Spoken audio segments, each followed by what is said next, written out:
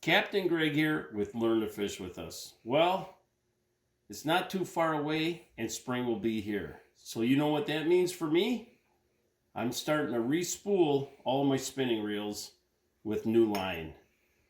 So to start out to re-spool, what we first have to do is we're going to use mono here. And what we're going to do is we're going to tie an overhand knot just to have a knot on here. And then I'm going to pull it right to the end. And what we're going to do is we're going to tie an arbor knot onto the spool. So I've gone over the spool here, and now what I got to do is I got to go over the top line, come back around, and now what I got to do is I got to tie an overhand knot.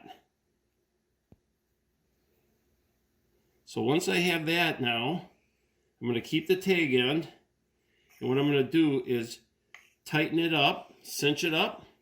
Now it's sliding to the spool. It's on the spool, and now all we're going to do is go back and forth, and as you can see, it's tight. So the next thing we're going to do is we'd have to trim off this tag end, so trim that off. Then what we'll do is we'll put this on our spinning reel.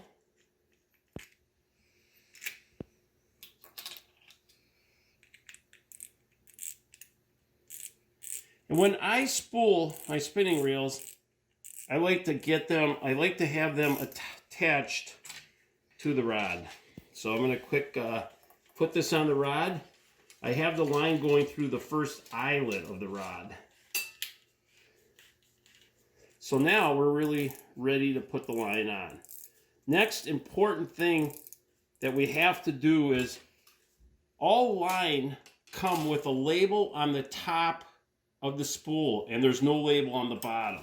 So what I want to do is I want to make sure that the line's gone through the first eyelet.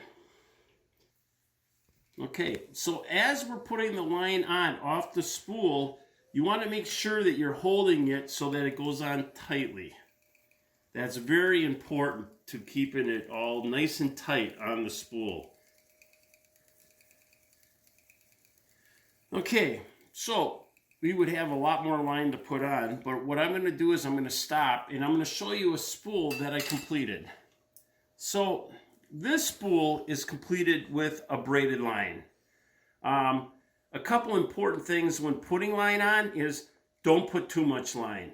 So you'll see that the top of the spool, you're going to have an area that comes up flat and then it's going to usually go out. So you want to make sure that you don't overfill past the one straight piece up.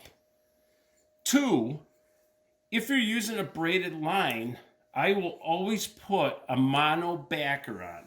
So what I'll do is put a mono backer on with the arbor knot, put on a bunch of revolutions to get a good backer.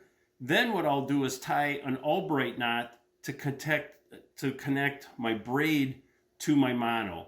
And then, same thing, I'll put the braid on.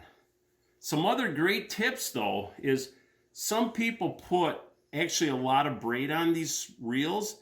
And what you could actually do is you could take the braid from this reel, open up the bail, and actually connect up another reel here and then pull the line off here.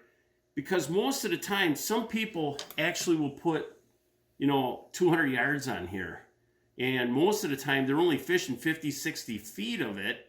So you got 150 that's brand new. So the old line would be all the way back in the reel with the new line front. So a great way to reuse line if you do use a larger portion spool. So this is Captain Greg with Learn to Fish with Us.